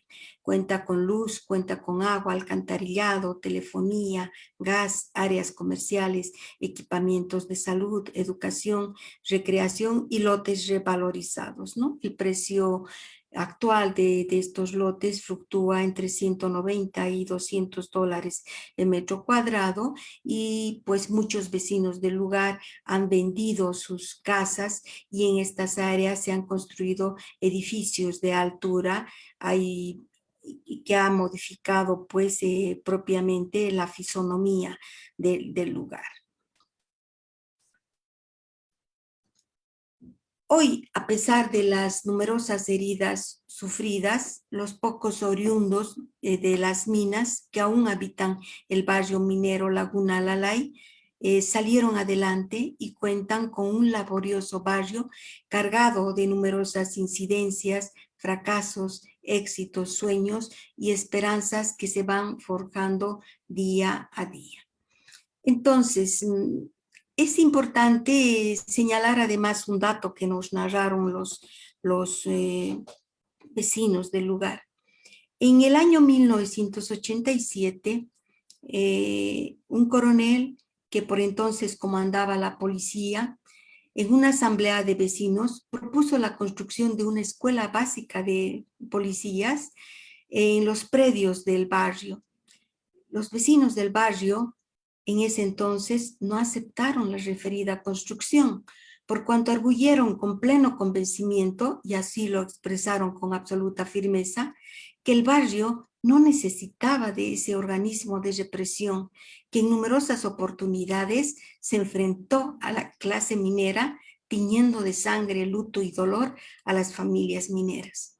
A pesar del tiempo transcurrido, estamos hablando de la masacre de San Juan, 20 años después, los vecinos con determinación, con orgullo, con coraje y resentimiento todavía encendidos, según la narración de los entrevistados, se opusieron con arrojo a aquello que consideraron una intromisión militar vergonzosa y lesiva. Es más, posteriormente, esta escuela básica de policías propuesta a los vecinos del barrio fue construida en la provincia de Sacaba y actualmente sigue funcionando. Veamos entonces, para terminar, algunas conclusiones a las que arribamos en este trabajo. Y podemos sostener que las acciones más bien fueron inconexas, verticalistas e inconsultas. La administración de suelo y vivienda fue absolutamente displicente e imperativa, lo que generó situaciones de incertidumbre, descontento y penuria existencial. La insatisfacción de las familias mineras por su lejanía de la ciudad y por la carencia de servicios y equipamiento básico. Por consiguiente, ellos vivieron un proceso de exclusión inicial y de segregación del resto de la ciudad. Por eso hablamos de una exclusión inicial y de un proceso posterior de inclusión en la que intervinieron los vecinos. La utilización, estamos hablando de la utilización de un espacio con una visión de exclusión y segregación. Los procesos de obtención de agua potable, luz, alcantarillado, etc., estuvo cargado de numerosas vicisitudes que afectaron no solamente la salud física, sino también la salud emocional de los primeros habitantes. ¿Qué pasó entonces? No se contaron con decisiones políticas que condujeran a soluciones integrales, que aseguraran un proceso de franca mejoría para vivir con dignidad. Se propició la desigualdad, que se tradujo en disparidades físicas absolutamente manifiestas. Sabemos entonces que el mero acceso al suelo y a la vivienda no son indicadores que refieran satisfacción plena de necesidades y menos el cumplimiento de los derechos constitucionalizados que ahora se observan en la nueva Constitución del Estado boliviano. De esta manera, la planeación vertical inconsulta conlleva descontento y contrariedad sobre lo preestablecido. Por tanto, ¿qué es necesario? Es necesario pensar en recursos colectivos que involucren a las familias a objeto de hacerles partícipes en la búsqueda de soluciones espaciales acordes a sus reales necesidades e idiosincrasia. Entonces, podemos concluir sosteniendo que en los planes y programas estatales de ese entonces pervivieron y desgraciadamente aún perviven viejos esquemas mentales que preconizan a la vivienda como sinónimo únicamente de techo. Por consiguiente, es posible visualizar procesos que negaron las verdaderas necesidades y las expectativas de bienestar de las personas que buscan la satisfacción de sus necesidades de suelo, de vivienda y de hábitat para vivir con dignidad. Entonces, termino sosteniendo que las miradas socioespaciales del barrio minero Laguna Alalay refieren pues refieren un contexto no solamente edificado, sino también un contexto que está cargado de numerosas subjetividades que definitivamente van enseñando y que nos emocionan.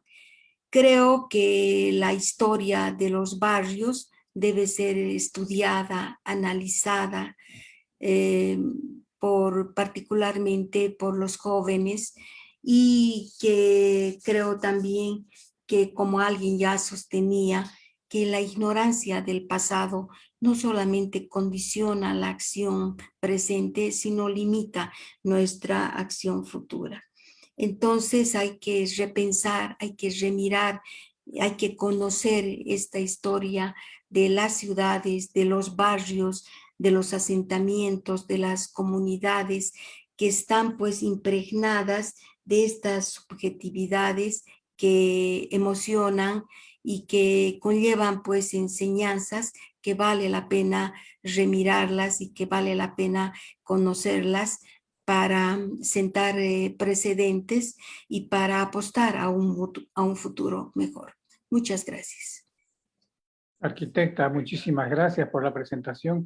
A nadie se le hubiera ocurrido que la presentación de un barrio en Cochabamba pudiera ser, digamos, tan interesante. Es decir, usted nos ha abierto los ojos. Hay una frase que me encanta, dice, la historia de un barrio en nuestro país, de cualquiera de nuestras ciudades, recoge tantas cosas valiosas realmente de lo que sucede. Y lo que nos está mostrando, lo que usted plantea, es que hemos vivido también en Santa Cruz y en otras ciudades. Construir un verdadero barrio en este país significa 1 o 2 generaciones. El barrio no es donde uno va a vivir y ya está hecho el barrio. Aquí el barrio lo tienen que hacer a pulmón los ciudadanos, no solo ellos, sino sus hijos. Entonces, eso es realmente lo que tiene que hacernos pensar, y su presentación nos lleva a esa conclusión.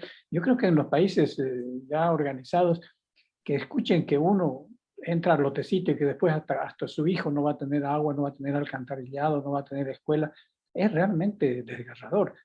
Entonces yo creo que esto va a dar lugar a que muchísimas gracias, arquitecta, realmente un trabajo muy, muy interesante, tan minucioso y a cuestiones históricas, ¿no? Y yo creo que le va a sacar el jugo nuestra comentarista, que es Scarlett Torrico. Scarlett, ¿está usted por ahí? ¿O no aparece? Sí, estoy. Ah, es que no la veía. ¿Cómo le va, Scarlett? Muy buenas ¿Cómo noches. va? ¿Sí me ven verla. o no? Ya Sí, estoy sí, con la sí, cámara. la estamos viendo. Scarlett, que va a hacer el comentario, es socióloga y planificadora urbana. Ella es candidata ahora a un doctorado del CIDES, ¿no? Ha hecho sus estudios académicos en la Universidad de San Simón y también en la San Andrés. Yo recuerdo que usted fue miembro del CEDIP, ¿no? Hace Así tiempo. es, así es. Y eso, Sí, sí. eso es realmente un punto a favor muy importante porque CECIP es una institución de mucho peso, ¿no? Sé también que actualmente usted está trabajando en el proyecto de política de ciudades, ¿no? De ONU Habitat. Así es.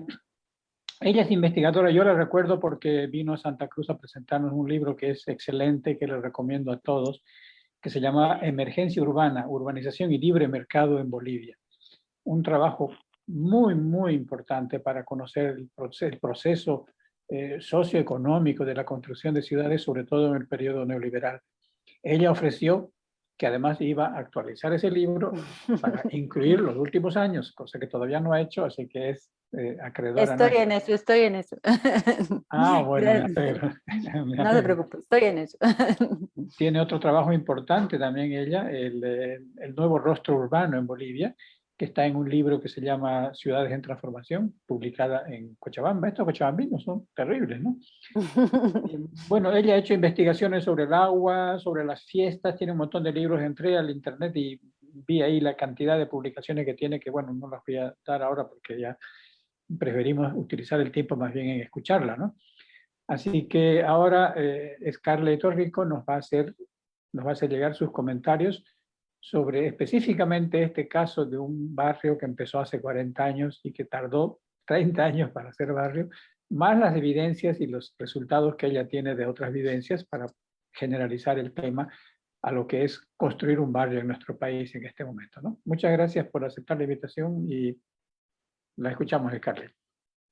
Muchas gracias a usted, profesor, usted siempre tan generoso conmigo. Le agradezco mucho sus palabras y un saludo también a Sonia Jiménez. Me va a gustar mucho comentar esta noche además porque he sido vecina en muchos años del barrio Minero Alalay, que es el barrio donde ha estudiado Sonia Jiménez. Por ahí he visto unas fotos justamente de la casa donde yo he vivido bastante tiempo. Entonces, realmente va a ser un gusto hablar sobre el trabajo de Sonia. Perdón, lamentablemente Scarlett tiene solo 15 minutos. Esa es Ya, una sí, pena. lamentablemente. Bueno. No, no se preocupe, voy a ser breve porque sí, No. entiendo que las personas están con la presentación además de Catrín y todo, ¿no? Y tampoco, yo creo que hay cosas muy sustanciales que decir en términos de, por un lado, lo que ya ha mencionado Fernando y Sonia misma en la intencionalidad del trabajo, en lo general, el tema de la importancia de la historia urbana, de la historia barrial, ¿no?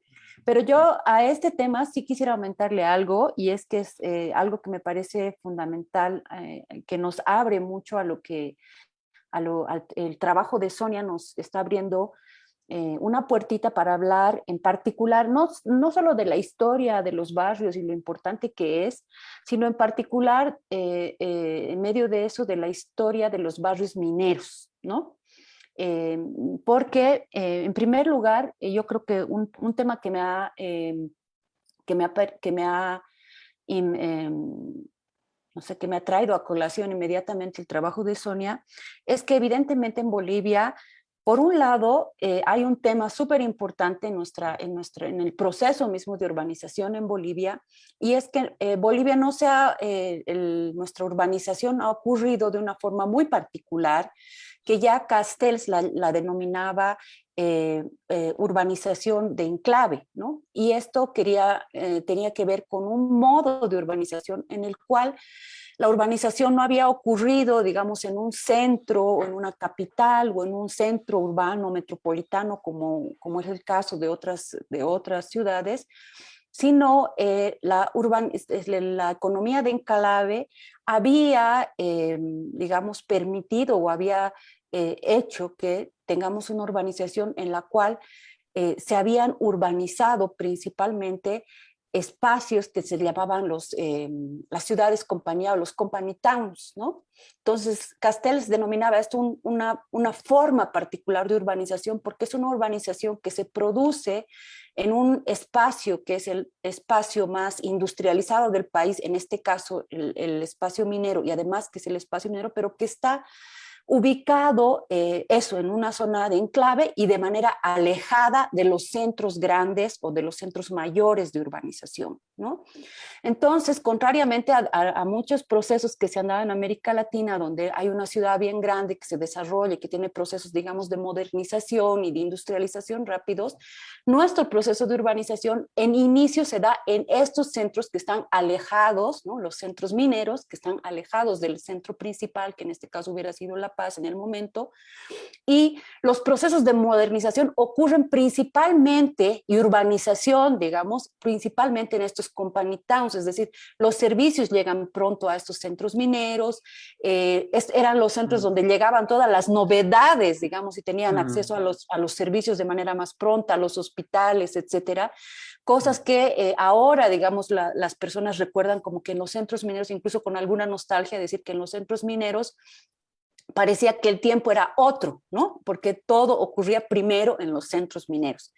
Y yo creo que nuestros estudios urbanos han avanzado muy poco en comprender cómo era ese proceso de urbanización en los company towns y en los centros mineros. Hay un trabajo que es el único que yo he visto y que también los recomiendo porque me parece en ese sentido particularmente relevante para todo esto, que es el trabajo de Yayagua, que es un trabajo sobre la urbanización en Yayagua y que narra un poco esto, ¿no?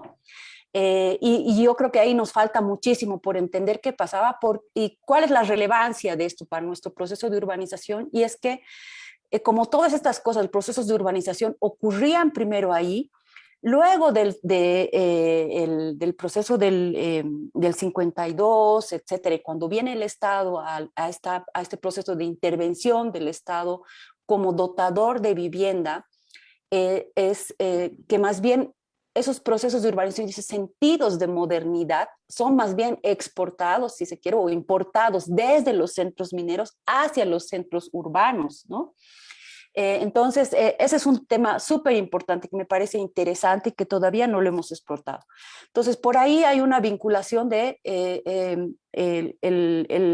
estos sentidos del acceso a servicios básicos, el acceso a agua, que ya ocurría en los centros mineros, se traslada luego a las ciudades cuando viene este proceso de dotación de viviendas en las áreas urbanas. Entonces, ahí me parece que es un tema bien importante que todavía no le hemos sacado todo el partido. Yo le agradezco mucho a Sonia porque nos está abriendo brecha en eso. Pero luego, en esto de la historia, de la importancia de los barrios mineros, está el siguiente momento, y es el momento, digamos, no solamente, digamos, del Estado como interventor en el proceso de vivienda, y ahí nos da unas pinceladas que son bien interesantes, porque todos los barrios mineros que se han construido en ese periodo, incluido el que nos ha mostrado Sonia, son barrios que tienen unas características que aunque estoy de acuerdo en que en ese momento eran barrios que estaban alejados de la zona urbana, eran como el extramuro de las ciudades, en ese momento que el Estado compraba terrenos y los repartía a los sindicatos mineros, tiene unas características que vistos desde el hoy también nos hacen reflexionar sobre sobre el devenir de la vivienda social, ¿no? Por ejemplo, Sonia nos hablaba de que evidentemente estos terrenos en un inicio tenían 800 a 900 metros, ¿no? Que visto desde hoy eso es impensable, ¿no? Y incluso los terrenos que hasta ahora se mantienen en el barrio minero Alalay y en otros barrios mineros, que los hay muchos en Bolivia, mantienen esa estructura de unos 500 metros de lote, ¿no? Y las casas de unos 110 metros. Yo, ¿por qué digo esto? Porque hay que pensar un poco la vivienda social en términos de lo que, por ejemplo, hoy se está haciendo. Se está dotando apenas casas de 60 metros cuadrados, ¿no? Entonces es casi la dotación de la vivienda social de ese momento era de casi el doble, y en unos terrenos que eran de 800 metros, que han permitido un desarrollo posterior del barrio en torno a terrenos inmensamente para los parámetros actuales grandes, y con casas que tenían 3 dormitorios, de 110 metros cuadrados, que visto desde hoy nos parece de la vivienda la vivienda social no lo ofrece, o sea, 60 metros es lo máximo que ofrece, y ahí sí tendríamos que hacer una comparación entre cómo ha evolucionado las nociones de vivienda social en Bolivia. Ese es otro aspecto que me parece bien importante que los barrios mineros nos ofrecen. Y la última cosa que nos ofrecen, y que lo ha hecho como unas pinceladas Sonia, es el tema de cuál es la actualidad de esos barrios mineros, ¿no? Existe en Latinoamérica actualmente toda una corriente de estudios que se llaman de los barrios pericentrales.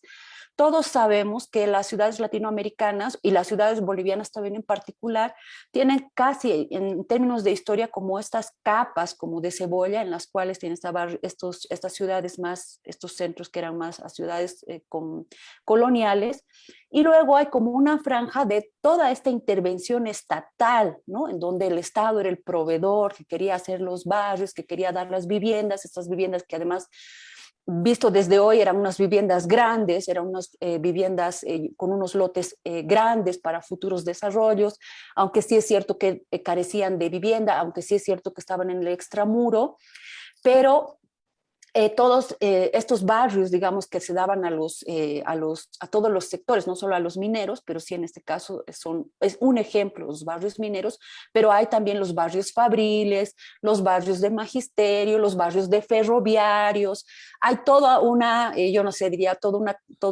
una serie de categorías de barrios que los podemos encontrar en todas las ciudades, por lo menos en las ciudades principales bolivianas, ¿no?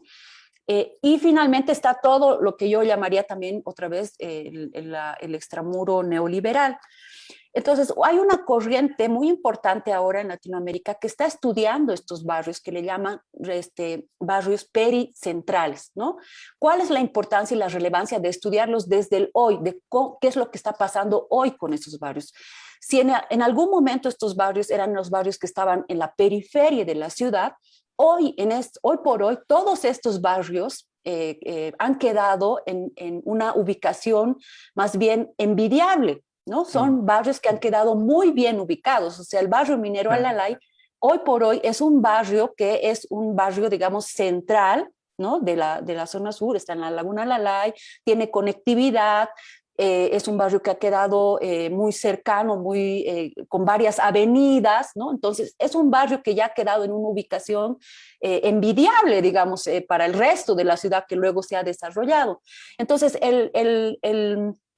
estos estudios de estos barrios pericentrales están analizando no solamente en el devenir de qué ha pasado con los barrios, que eran unos barrios en su historia, que es muy interesante, sino qué es lo que pasa hoy, qué pasó, se les dieron a esa gente, a esos sindicatos ferroviarios, mineros en este caso, se les dio estos terrenos, se les dio estas viviendas, ahora han quedado muy bien ubicados, entonces ahora la idea es tratar de entender en esta trayectoria, si la vivienda ayudó o no en la movilidad social, así, pero en el largo periodo, es decir, a los hijos y a los nietos de aquellos a los que se les dotó estas viviendas y que ahora han quedado muy bien ubicadas, cuánto realmente ha impactado o ha influido en la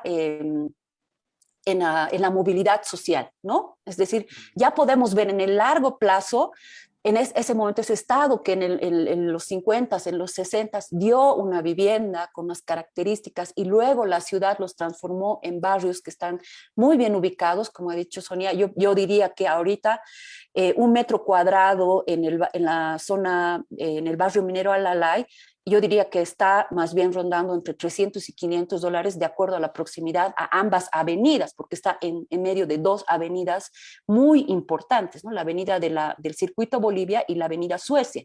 Entonces, diría que comprar una casa ahí es ahorita mismo un lujo, pero nos permite ver en la trayectoria social y en la movilidad social esas casas que dio el Estado, cuánto realmente influyeron en la movilidad social, qué pasó con los hijos, qué pasó con los nietos, cómo se fue dando el fraccionamiento, cuál fue el desarrollo de estos barrios, ¿no?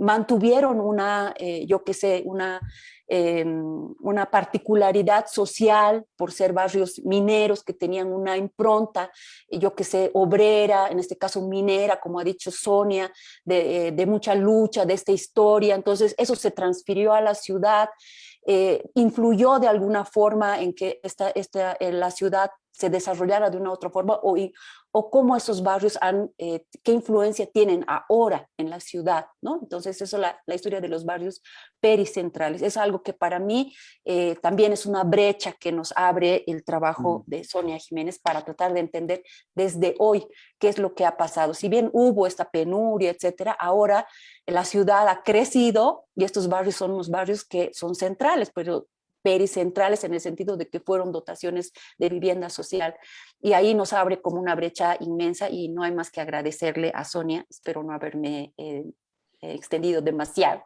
Esto solamente. Muchas gracias. Perfecto, Scarlett, muchas gracias por haber ampliado la visión también y haber introducido estos conceptos que uno los comenta pero que no han sido estudiados, ¿no? De los barrios pericentrales. Todas las ciudades de Bolivia tienen esos. Así es. Aquí en Santa Cruz tenemos el caso no solo de las construcciones de vivienda del Estado, sino también de las construcciones que hicieron las cooperativas o las mutuales, ¿no? Que eran para la gente, era para las empleadas domésticas, por ejemplo. Hamacas era para las empleadas domésticas. Recuerdo que me decía el de la cooperativa que organizó, yo hice un diseño ahí para hamacas. Tenía que ser para empleadas domésticas, y en este momento es un barrio de clase media alta. ¿No? Entonces una trayectoria muy interesante realmente. Es un tema que es realmente apasionante. Muchísimas gracias, Scarlett, le hemos quitado bastante tiempo. Y ahora yo le pediría a Isabela, que tenemos, por suerte, esta vez hemos dejado un tiempito para poder escuchar comentarios de quienes nos siguen, ¿no? Isabela, adelante. Gracias. Sí, no, realmente hemos disfrutado las presentaciones y los comentarios de hoy día, han sido muy enriquecedoras. Tenemos un comentario y una consulta. Un comentario de nuestra coordinadora de Renace, Sara Metaíz, que dice: muchas, pero muchas gracias y felicidades a las dos expositoras. Sus ponencias han sido fundamentales para analizar e incidir. Nos adherimos a las felicitaciones y al agradecimiento. Y hay una consulta de Juan Pablo Flores, que me parece que algo lo comentó Scarlett, pero de todas maneras se la planteamos a la arquitecta Sonia Jiménez. Dice: los barrios mineros nacieron bajo una composición casi homogénea, de clase o de una misma composición social. Estos barrios, ahora denominados pericentrales, ¿en qué niveles cambió esta composición social inicial y por lo tanto su identidad? Es la consulta para la arquitecta Sonia. Que está su micrófono, arquitecta, está apagado. Bien, gracias. Entonces, yo diría que estos barrios mineros inicialmente tuvieron una composición homogénea. Estaban direccionados a los trabajadores mineros de la empresa minera de Catavi. Ahora bien, una vez que se procedió a la repartición de los lotes inicialmente y posteriormente la adjudicación de estas viviendas, tenemos también conocimiento de que muchos desistieron de esta idea y pues rechazaron estas viviendas, ¿no?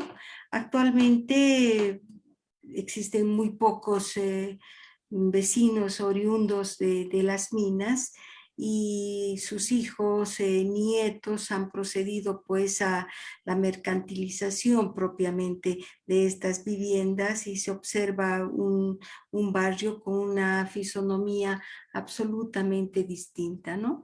Lo que nos lleva a entrever que la construcción de ciudades, que la construcción de barrios conlleva pues numerosos cambios que se suscitan en el devenir del tiempo y que involucran pues y afectan a quienes habitan propiamente las ciudades, en este caso el barrio minero Laguna Alalay.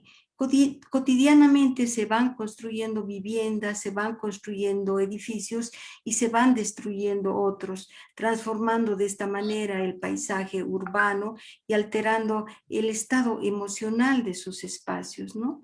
de acuerdo, se sabe que los espacios tienen, los espacios residenciales y determinados barrios tienen pues sus propios estados de ánimo, ¿no? No porque sean pues seres con una independencia emocional, sino porque están imbuidos de toda esta cuestión subjetiva, si se quiere, ¿no? Yo personalmente he paseado muchísimas veces por el barrio minero Laguna Lalay antes de este trabajo realizado, pero la percepción emocional que tengo ahora cuando realizo un paseo por este barrio es absolutamente diferente a la percepción que tenía antes, ¿no es cierto? Entonces hay pues una subjetividad nueva, desconocida, y que tiene que ver precisamente con el desconocimiento que yo tenía de este barrio, ¿no? Entonces, los paisajes urbanos sufren más bien estas mutaciones y definitivamente hay un devenir propiamente que va cambiando y va mutando el paisaje urbano. Muchas gracias, arquitecta. Aquí ha llegado un comentario también en relación a eso que dice: considero que construir un barrio no pasa solo por resolver los temas de infraestructura y acceso a servicios básicos. El aspecto más complicado es crear cohesión social, que tendrá efectos en un sentido de pertenencia que dure en el tiempo y trascienda generaciones, ¿no? O sea, justamente creo que un elemento de esta cohesión social es la anécdota que contaba la arquitecta Sonia en relación a los policías, ¿no? Decir, no, aquí no necesitamos policías. Y es verdad que un lugar que no es, que se siente que tiene un dueño, que se siente que pertenece a alguien y que hay cohesión, efectivamente los niveles de inseguridad siempre son menores, ¿no? Están como más controlados. Hay una consulta para Catrín. ¿Está por ahí Catrín? Atenta. Dice, los propietarios se pronunciaron o participaron en el proyecto en el que estás trabajando, Catrín, eso en relación a la exposición que hemos escuchado, ¿no? No sé si está Sí, por ahí. sí, acá estoy. Adelante, Catrín. Preguntan en qué medida los Gracias. propietarios se pronunciaron o participaron, no solo los arrendatarios, ¿no? Sino los propietarios de inmuebles. Sí, bueno, la organización de inquilinos es la que está promoviendo estos eventos y encuentros y talleres. Siempre ha tenido un chat abierto tanto a propietarios como inquilinos. No podían ingresar a ambos, digamos, a las reuniones. Las invitaciones siempre han estado abiertas para ambos bandos. No ha habido un acercamiento a través de una invitación oficial, por ejemplo, no a alguna asociación de propietarios que puede existir. Alguna vez sí hubo un acercamiento, pero fue para la ley 1342, no específicamente para este trabajo. Entonces, lo que se está intentando aquí es primero tener una propuesta justificada de la organización de inquilinos, socializada en todas las ciudades, ¿no? Que llegue a una propuesta única y a partir de eso recién, además, primero tener un evento con constitucionalistas para ver su viabilidad y una vez teniendo ya la ley o el proyecto de ley como tal, recién incorporar a las organizaciones que pueden existir de propietarios para ir recién ahí tener un debate, ¿no? Y decir si están de acuerdo o no están de acuerdo. Como ya vamos a tener nosotros algún justificativo, entonces es más fácil presentar la propuesta como tal y no solo como versiones dichas por decir, digamos, ¿no? Sino que ya tenemos un justificativo y podemos decir son estas. También se ha considerado, pues en la ley, estar también beneficiando al propietario como tal, no se le está obligando a nada, entonces pensamos que no va a ser, digamos, un debate muy fuerte con propietarios, pero esa es la idea, tener concluido el proyecto socializado con inquilinos y todos los que quieran participar, y ya teniendo la propuesta ajustada, pues presentar con propietarios. O tal vez el asesor legal podría aclararnos si nos dan un poquito de tiempo, el doctor Costas. Claro, Tal vez él adelante. quiere también ver. Sí, adelante. No sé si está el doctor Costas o tal vez el arquitecto arquitecto Delgadillo si quisieran complementar o más bien está bien hasta ahí la respuesta. ¿Qué dicen los colegas? Aprovecho que está Catrín para hacer una pregunta más que ha llegado a través del Facebook. Preguntan si se socializó este trabajo con el Ministerio de Obras Públicas o con los gobiernos municipales, si tienen alguna postura de los gobiernos municipales en relación al tema. Sí, desde un principio se ha estado socializando con el Ministerio de Vivienda y Urbanismo como tal, ¿no? Se le ha invitado a todas las reuniones, ha sido partícipe, ha estado en la inauguración del primer evento que ha sido un taller con expertos, ha estado de forma presencial incluso en el evento, y también a partir de ahí ha mandado los delegados para que puedan estar presentes en cada uno de los eventos.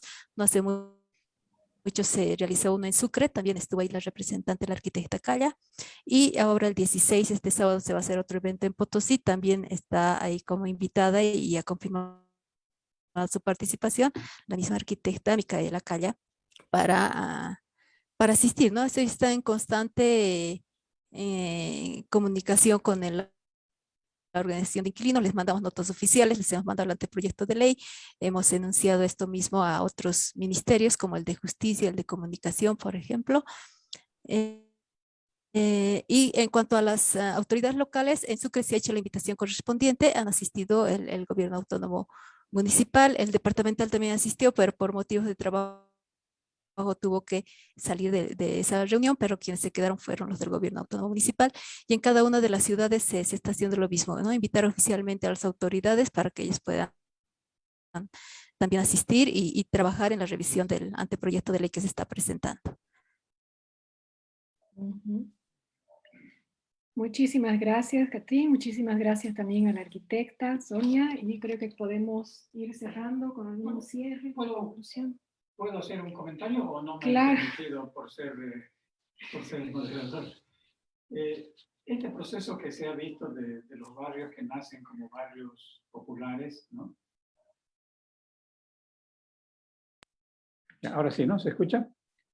Este proceso que se ha visto de barrios populares que nacen periféricos y se convierten después en barrios de clase media con terrenos que valen $300 el metro cuadrado, también tiene una contracara que la he vivido yo como arquitecto, ¿no? Les cuento. He hecho casas en barrios de la clase alta, ¿no? En lotes de 2.000 metros, 3.000 metros, casas de 1.000 metros, que eran los barrios, en el caso de Santa Cruz, el barrio sur, ¿no? Los barrios más caros, y que por la dinámica del mercado de la tierra, esas casas han sido todas demolidas, ¿no? Para mi pena, pero en fin, han sido demolidas para ser sustituidas por edificios de departamentos de clase media. Entonces, fíjense como aquí hay otro fenómeno de un desclasamiento más bien de un barrio de lujo, un barrio de baja densidad, pero de alto ingreso, que se va convirtiendo en un barrio de clase media con edificios de 15 pisos, con departamentos de 100 metros, o sea, clase media típica, ¿no? Entonces también eso es un proceso al contrario que les aporto como experiencia personal. Muchas gracias. Bueno, Isabela, si estamos de acuerdo, entonces hemos concluido todo. Sí. Hemos concluido todo y agradecemos mucho a todos los participantes, agradecemos los aportes, los invitamos para el próximo evento. En el próximo evento van a poder escuchar la experiencia de Sedure. Vamos a plantear la experiencia de 2 investigaciones, una sobre la construcción social de la vivienda, sobre el mercado del suelo, y una experiencia de trabajo práctico en el terreno, que es la experiencia de los barrios pintudos, todas ellas referidas a Santa Cruz. Así que los invitamos para el próximo webinar, que es el día lunes a las 7 de la noche, y quedan todos invitados. Muchísimas gracias y buenas noches a todos. Gracias a ustedes y buenas noches. Hasta luego. Muchas gracias. Gracias, arquitecta. Gracias. Buenas noches. Gracias, Catrín. Buenas noches, gracias. Gracias, gracias. Muchas felicidades. Gracias a Hasta todos. el lunes. Gracias. Muy bien. Muchas gracias. Muchas gracias.